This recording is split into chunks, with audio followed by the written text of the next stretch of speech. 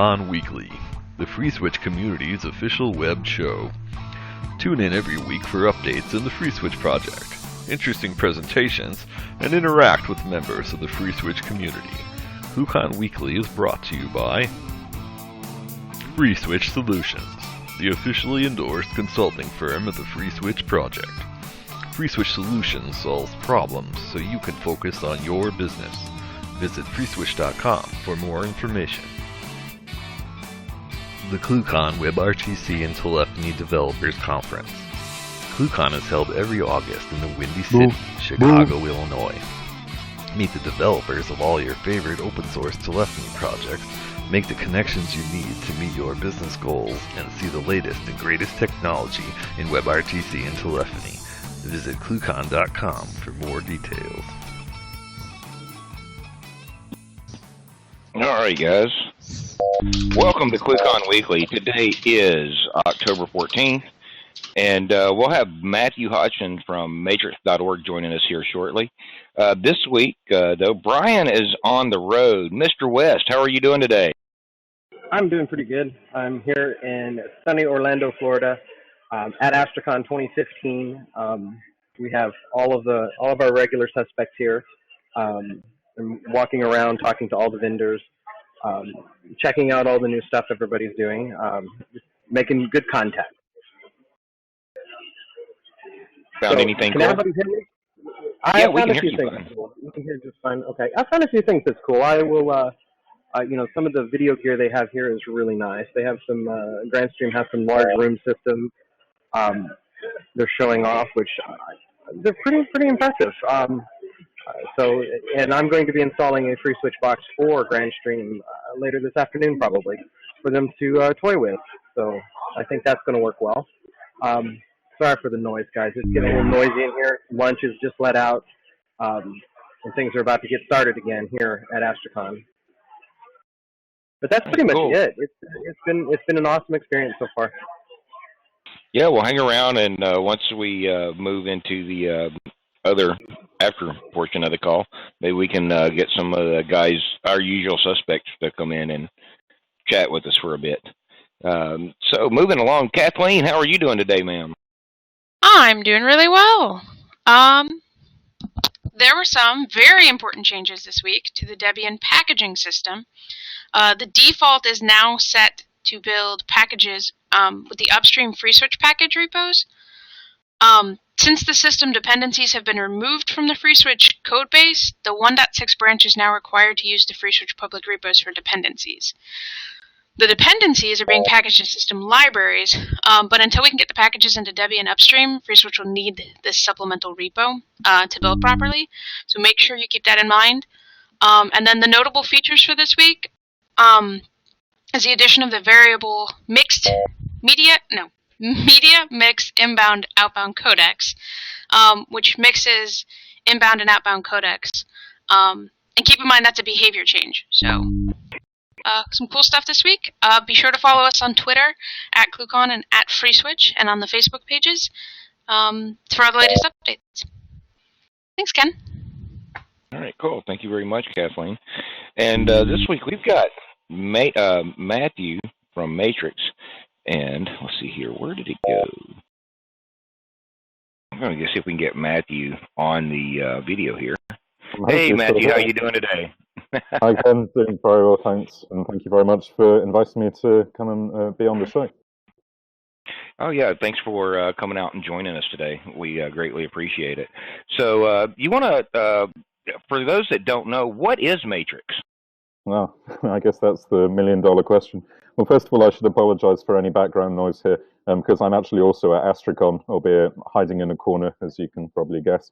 But Matrix itself is a kind of ambitious project. Probably the best way to explain it is to give a history of how we came to build it and why we built it, and therefore what it is. So basically, we've been working as a team for about 15 years doing SIP infrastructure. Started off with Asterisk and then ended up building our own proprietary soft switches and SBCs and things. And a couple of years ago, we started to want to try to provide really rich communication solutions. So lots of group chat, synchronized conversation history across multiple devices, bridging to other networks, end-to-end encryption, all that sort of thing. And we looked at SIP and we looked at XMPP and put something together using XMPP for the chat and SIP for all of the VoIP stuff. And it kind of worked, but it felt really unwieldy, as in we were having to put layers upon layers of extensions and shims to make this kind of Hangouts or WhatsApp style solution work. And so did the thought experiment of what would happen if we just replaced it all with HTTP.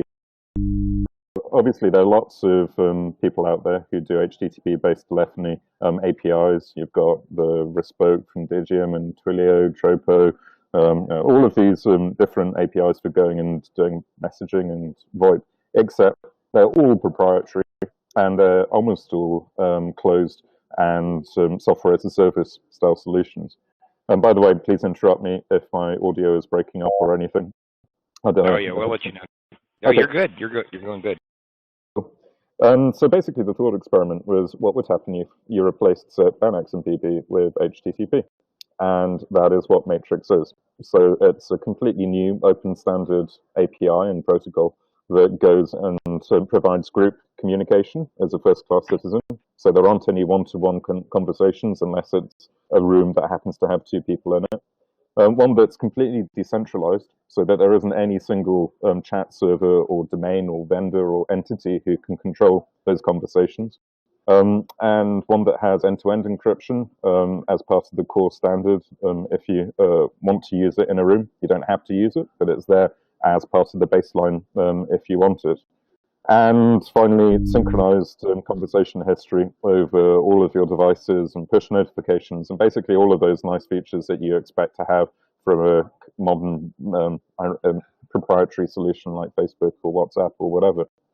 So that's basically what it is, a successor to SIP designed for today's communication techniques, and one that could be used for VoIP or instant messaging. And in the end, you're just synchronizing blobs of JSON around the place between Matrix-compatible servers. And so you can really use it to distribute any data you like. So you could do IoT use cases. We've controlled a drone over Matrix. We got the video stream off the drone, and we actually made it launch and crash via Matrix. You also can pull the telemetry off the drone, so get its GPS coordinates and its motor speed and battery health can all be reported as little blobs of JSON that are streamed into Matrix. And then anywhere else, anybody with a Matrix-compatible server and client can then start consuming that data, visualizing it, aggregating it, analyzing it, whatever really they want to do. So that's basically Matrix in a nutshell. It's really hard to explain, hence the long, convoluted explanation, because it's really quite unique. Anybody who's listening who's familiar with Git or Mercurial or one of the distributed version control systems, I think would find Matrix quite familiar because it's taking the distribution from the VCS and mixing it with the communication that you get with IRC or XMPP or SIP and producing this weird combination of a completely decentralized and interoperable standard. Yeah, cool. So I know you told me the other week that you guys have been working on some further Matrix integration with FreeSWITCH. So Absolutely. What have you guys been working on there? So the reason that Matrix is actually called Matrix is because it links stuff together. I mean, we're not intending this to be yet another random standard like SIP or XMPP, but instead kind of to be a meta standard, a meta network, which links together existing solutions. Now, it could be open standard-based ones like FreeSWITCH's SIP support, or it could be proprietary ones like Link or Slack or Facebook or something like that. And in fact, one of almost the first time that, for the first time that the core team got SIP integration working was using FreeSWITCH as the bridge between the Matrix land and the SIP and general all the other transports that FreeSWITCH supports. I actually wrote it at first a long time ago, back in November, I think, of last year, so almost a year ago, as a very simple Perl bot which shimmed the Verto protocol into Matrix, because Verto is obviously another signaling over HTTP, over WebSockets and protocol, and it's very similar to the Matrix one. However, Voto at the moment has implementations mainly for the FreeSWITCH community, whereas Matrix is trying to be agnostic to everybody. So what we did was to build this shim to connect the two. More recently, though, we took this early Perl proof of concept and replaced it with a much, much better implementation, and that went live on matrix.org a few weeks ago now as a complete bridge between anybody in the Matrix ecosystem and anybody running a FreeSWITCH. And the use case that we've hooked it up for at first is the video conferencing, because you have some exceptionally sexy MCU video conferencing and the spatial position stereo audio going on here.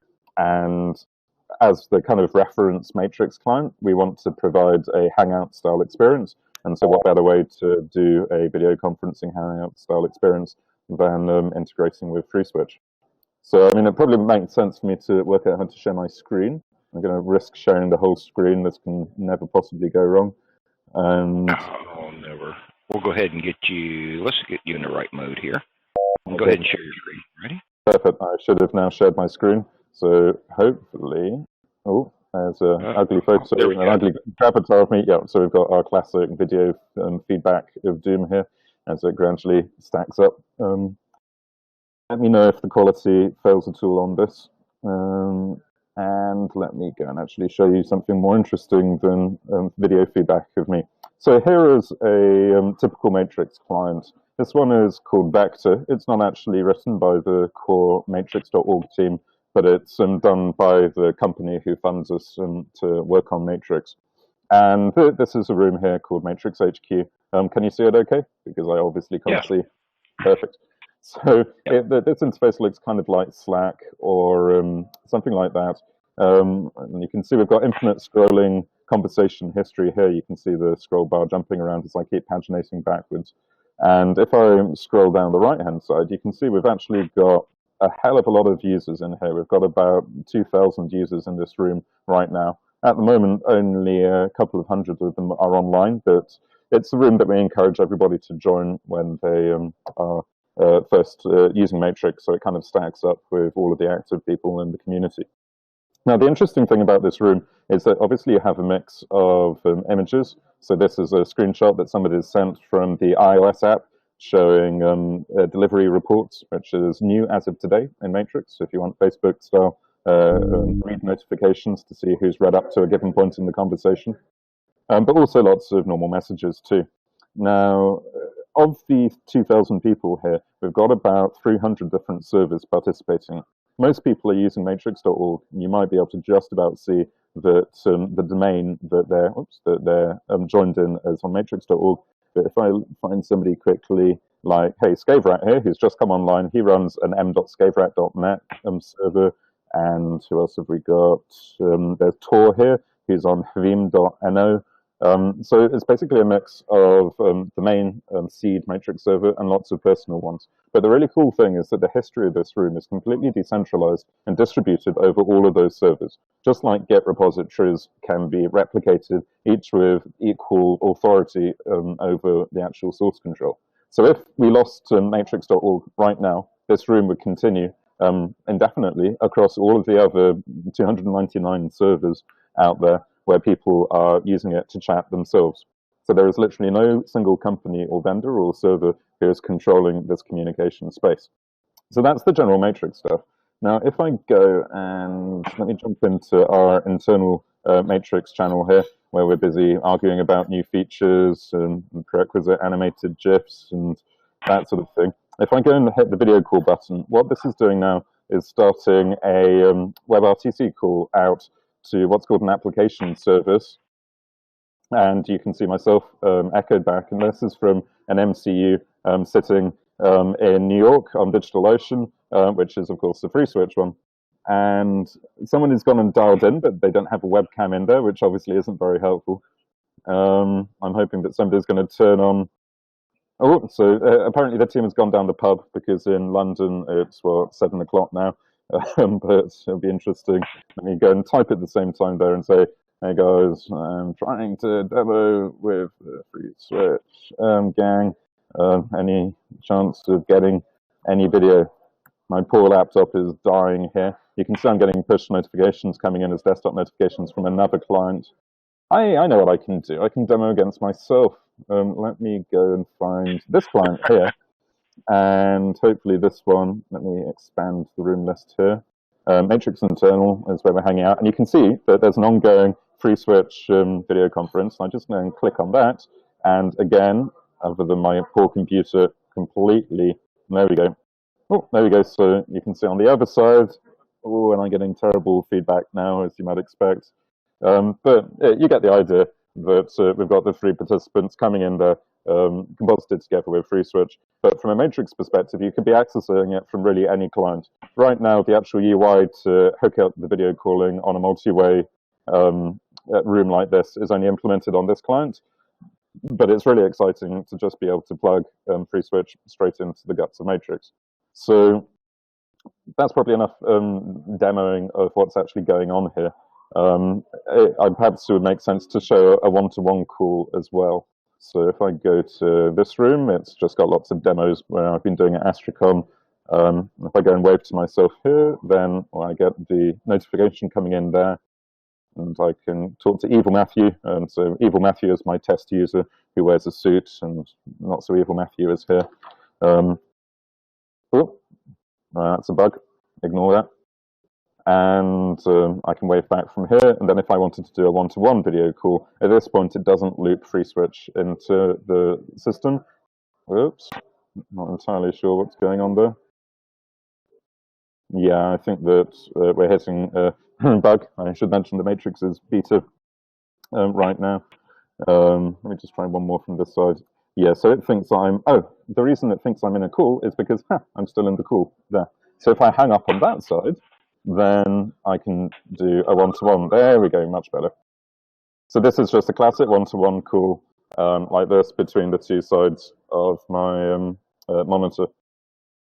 Let me hang up on that, and let me think, how can I best show you this? Let's go and look at some PowerPoint-style slides that show what's actually going on here.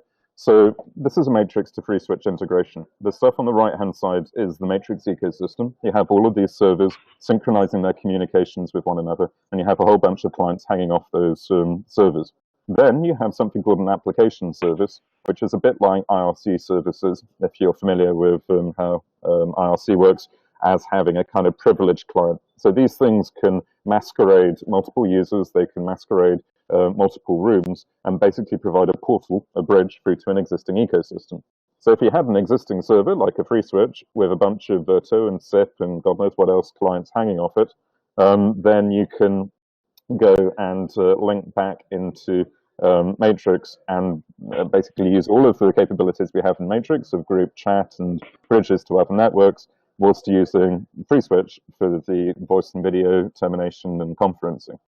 Now, the actual way this works on the Matrix to Virtu bridge is something like this, that you take Matrix events, which are chunks of JSON, and you have mcall invites and candidates and hangups, because we do trickle ice here. These get relayed through the Matrix home server to the Virtu bridge.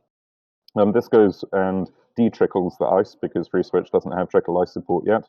And it has the job of logging in via Virtu over WebSockets to your FreeSWITCH, logging in, inviting, answering, and saying bye. So, I mean, this is a pretty simple conversion between the two, but it means that anybody on the Matrix ecosystem, and the kind of other bridges we have here are things like IRC or Slack. So, for instance, Slack obviously doesn't have VoIP, but it has on the messaging side. So if I go to my Slack room here, this is the same view of the internal conversation. One of the guys down the pub has come back and says if he wants to VC, then he's back on Wi-Fi. But okay, let's try. So I'm going to go and switch over, and you can see that's coming in via Slack into a Matrix client. So if I go back in here on Matrix, it looks as if he's given up on the voice conference. I won't bother dialing in again. Meanwhile, we also on the IRC bridge, I could go to the same room again, and indeed here it is. So it's me as Matthew saying, hey guys, trying to demo with the FreeSWITCH gang. Oh, there he is, so he has gone and started it now. Let's just go and join back into the MCU to see the conference going on there, see what's happening down the pub. Come on, you can do it. Yay, it's Dave in the pub. Hi Dave. Right, we can't see that you're in a pub. Give us a view. Look around. Go on. Yeah, there we go. Okay, now we can see that we're actually in a pub somewhere in West London, and you can tell from the colour of the light outside that we're actually somewhere else. I think we can see Daniel from Matrix there too. Anyway, let me hang up on that. Going back to the IRC integration, I can now see from here, yay, that worked wonderfully, kind of, sort of, and you can see that the messages, again, are being synchronized in from here. You can even see, perversely, FreeSWITCH being bridged into this room, acting as an IRC user, joining into the IRC network here in order to participate in the conversation. Obviously, on IRC, you can't do video calling, but you can imagine that this could also have given us a link to a web interface, and that could be the Verto one, or it could be a Matrix client in order for people on IRC to participate in that call. So we're really going and expanding communication functionality onto any of these existing chat room environments. I'm sorry for talking for ages. Is that making sense? Any questions at this point? Yeah. No, this is actually pretty cool. So I've got a question about the Matrix app service for Verto. Yeah. What did you got? How was that put together? Did you guys write your own custom Verto client? Yes, we did. As part of that. We did. So the architecture for bridging was actually the next slide if I carried on, and looks a bit like this. The API that it implements on the Matrix side is called the Application Services API, and it's a very simple standardized API. But we also provide a bunch of libraries to make it easier to use. Currently using Node as our basis for gluing that stuff together. And so you have this stack which starts with Node at the bottom, then goes to the JavaScript SDK, which just wraps the HTTP API. Then you've got a Node library specifically for application service functionality. Then you've got a bridge on top of that, which gives you the primitives and the building blocks for literally bridging different networks together. And it's on top of that that you have things like IRC and Slack and Verto. So you end up reusing an awful lot of functionality for Verto, but that means that the actual code is incredibly small. So if we actually go and look at it, here's one I had open earlier. So this is Matrix App Service Verto. Let me zoom in a bit, and I hope that you might be able to see what's going on. In total, we've got 386 lines, of which 363 are active here. And it's getting yourself a Matrix bridge, and it's got a couple of dependencies. So there's a sub-library which represents the Verto endpoint, and we've got a track of the calls going on. We've got a track of the conference calls.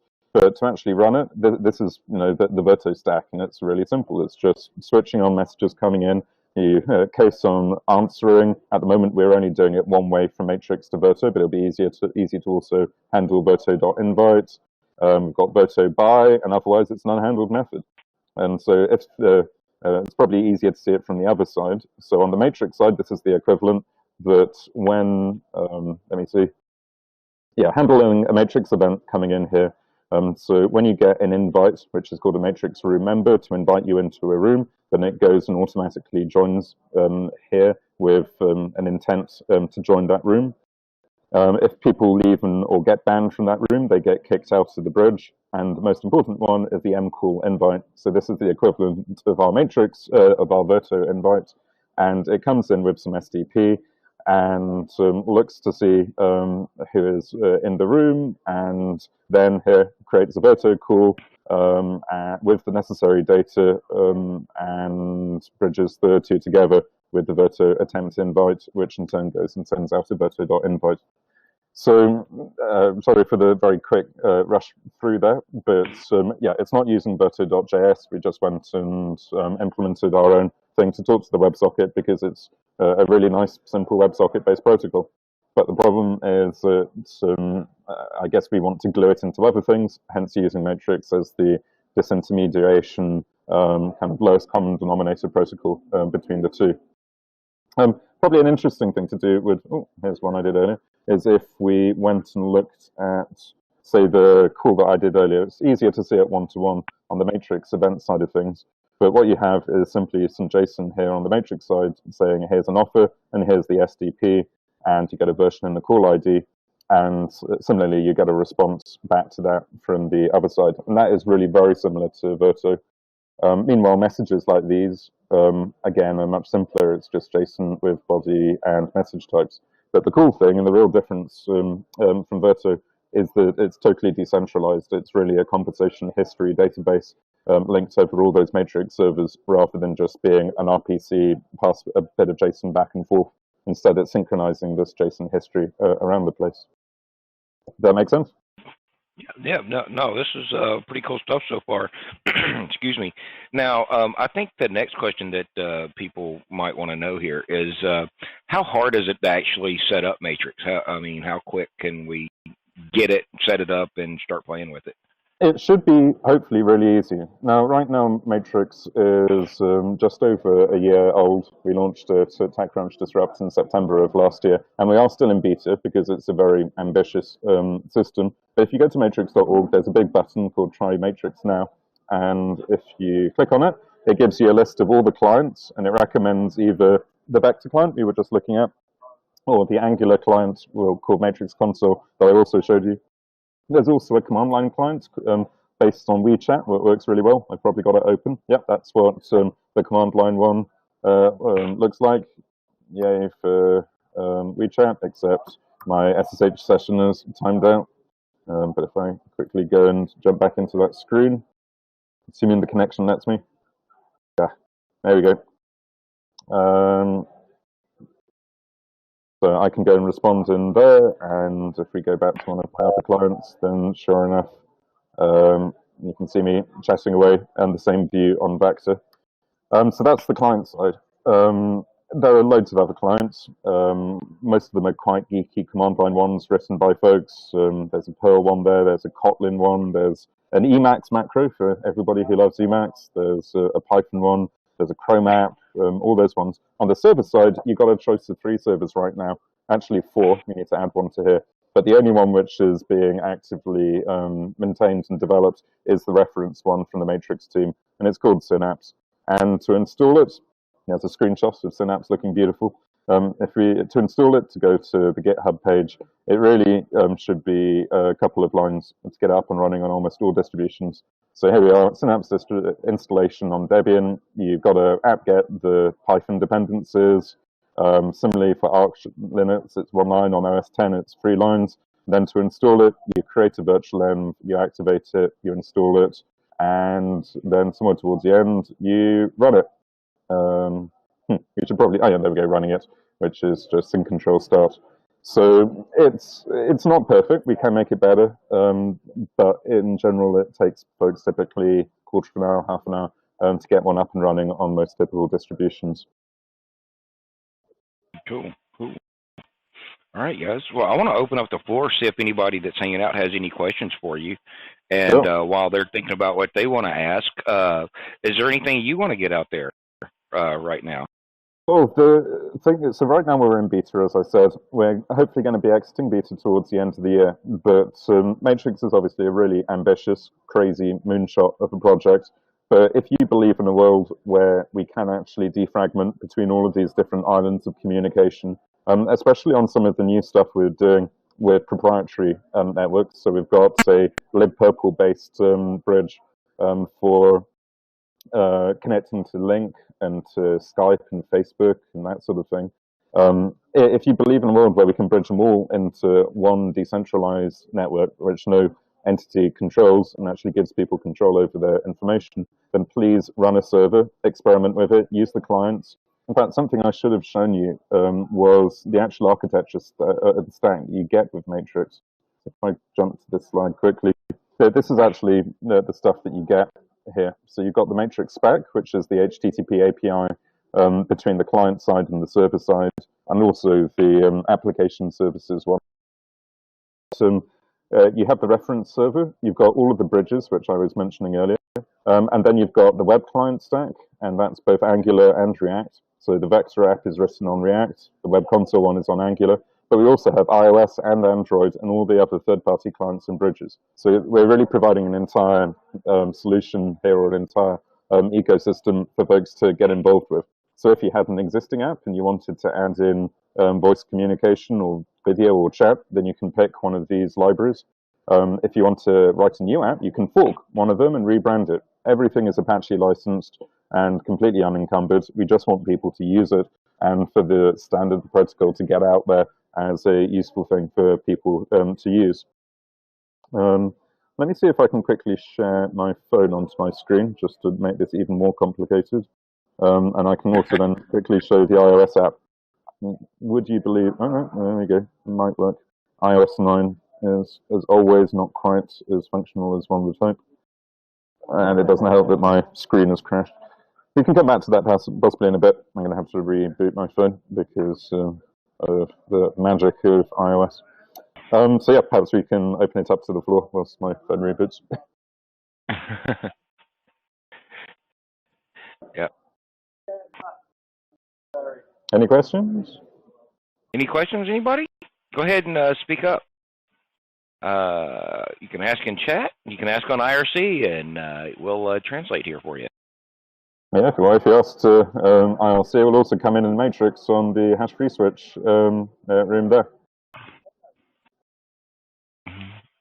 All right, guys. Well, what we'll do, Matthew, is we'll make this available for everybody. So watch the comments on YouTube, and of course we'll post this out to Facebook and Twitter and all those other fun spots, so you can follow us there. And I know you guys post a fair bit to Twitter also. Where can they find you guys on Twitter if they've got questions for you? So we're at matrix.org, as in all spelled out on Twitter, and yep, we're quite active there. And it's really, if you want to keep track of all the bridges and the new developments which we're doing, then that's very much the place to go. All right, cool. Well, I want to say thanks, Matthew. Thanks for coming out. I know you guys are busy down in Florida today, so thanks for taking the time out of your schedule to hang out with us. I know, Brian, are you still paying attention over there? And if you don't mind, Matthew, go ahead and close your screen share out, please, sir. Yes, I will. I was just going to have a final shot at putting my phone up here, a bit like that. So if you're interested quickly in seeing a mobile version of Matrix looks like, this is the Matrix console app, which is not perfect, but oh, there we go. Hi, Jungle Boogie. Thanks for the demo. So I can just say it's my pleasure from here. And that again is obviously being synchronized through both to IRC. There we are on Matrix, and then meanwhile on XChat. On wherever. Oh no, I'm not actually joined to hash free nodes on IRC. I'm using it entirely through Matrix these days, so you can see the kind of thing that's going on there. And I think just showing a final bridge, if there's time, just to show a different use case here is something like this, which is a bridge through to SMS. So if I go and say testing Matrix to SMS here, this is going through to my UK number, which is now going to have to roam around the place to hopefully come back onto my phone as an SMS. But there we go. And so perversely, you end up seeing the one side of the conversation here in Vector, and then the other side in the Messages app on iOS. And what this is doing is allocating a UK phone number to my Matrix ID. So actually anybody who wants to message me on Matrix could hit this number, or vice versa. Yay. Can I go whatever I'm going to say. And hopefully that can fairly quickly jump back through to the other side. I even get it, of course, as a push notification on the phone itself too. So you can imagine that if this was talking through to FreeSWITCH rather than an SMS gateway, we've gone and implemented a Skype out or Skype in style one number calling solution that goes not into Matrix, but anything connected into Matrix too. So hopefully it could be kind of fun. Yeah, cool. Now, actually, this brings me to another question, and this is something that we as FreeSWITCH developers have interest in. Have you got, as far as part of the Matrix client that runs on iOS, have you guys got video worked into that via WebRTC at this point, or is that something you're still working on? No, absolutely. We've had that for about 6-7 months, and it's an interesting solution. We've gone and we're agnostic to any specific WebRTC stack. So at first we implemented it against OpenWebRTC from Ericsson, and I think the build I have on my phone right now doesn't actually have that on it because it's on a branch. Oh no, it does have it. Let's see if I can quickly demo that. So what's happened to my screen share? Let me kick iOS again to try to screen share correctly. Come on, there we go. Sorry, back again. So you can see here we've got the video calling buttons here. Now, if I go and find a test user, so here's my test user, and say testing here, and let me on the iOS side put, what's happening? Why did it shrink? There we go, that's better. So, yeah, meanwhile, back in Matrix here, I should be able to find my test conversation with Evil Matthew. Hello? Perfect. So you can see we've also got typing notifications going on here. I can hopefully, and no, this can't possibly go wrong, if I hit the video button there, then I'm assuming this is running against OpenWebRTC on this build, but you can see it's gone and placed the call, and there you go. Yay. Oh, nice. Now, did you run into any problems? Because I know we played with this, no William King. I don't think he's able to make it here today. But he's been playing with getting WebRTC working so that we can use it with, we've been playing with that, obviously for obvious reasons, and having problems building things across the different platforms, whether it's iPhone 4 or 5 or iPhone 6 because of the CPU changes in there. Did you run into any issues like that you had to... Yeah, it's tough, but ironically, this is precisely where we came from in the first place. I just point out that the video on this is really good. I'm not entirely sure what stack it is, as in the latency is bizarrely good, especially given that we're going on to iOS 9. I have a feeling this might actually be our own stack.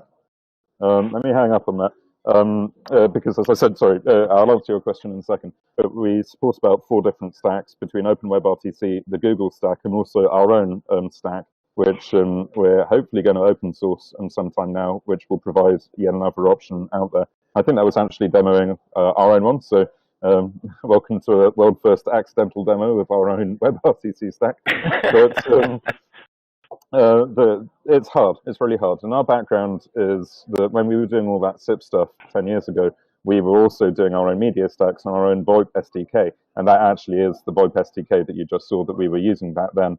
And so we've got a lot of experience in making that run on all of the different flavors of ARM. We did the transition from ARM 6 on the iPhone 3G and original iPhone through to ARM 7 and ARM 7S on the iPhone 4S, if I remember correctly, and all of the different architectures that we've gone through since then.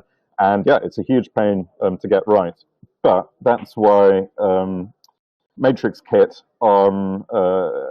here is really useful as a reusable UI interface library that you can get. And if you don't want the actual application, this will give you the reusable user interface control for the voice and video calling and the chat and the messaging and the file transfer and even contacts, all as nice little bits of UI that you can dump into your existing app and use it any way you like. And you also have a lower level HTTP API library here. So whilst it's not, I think the VoIP stuff is there, but it's on a branch. We need to release our own stack first and do some more work on other ones. But I wouldn't say it's ready for production right now, but in the next couple of months, it should be a really, really compelling way as a completely open source solution to add the mobile video and voice into iOS and Android apps. Cool. Yeah, I think we'd be interested in taking a look at that at some point, For sure. Later. You'll definitely have to come show that off when you're ready. We will. All right, cool. All right, well, I'm going to say that nobody has any questions. You've covered a lot of information today, and check it out, matrix.org. Correct me if I'm wrong there, Matthew? That's right. And on Twitter at matrix.org, so matrix.org. And yeah, please follow us. Come and hang out at Matrix HQ. Give it a play, run a server, help us change the world. Yeah, definitely, guys. And don't forget, follow us at ClueCon or at FreeSWITCH on Twitter and on Facebook, and find out what's going on in upcoming episodes of ClueCon Weekly. Matthew, thanks for coming out. Thank you very much, the rest Ben, of the for having crew. me. We all want to say thank y'all for watching. Y'all can find us on YouTube @FreeSWITCH. You guys have a good week, and we'll see you next week.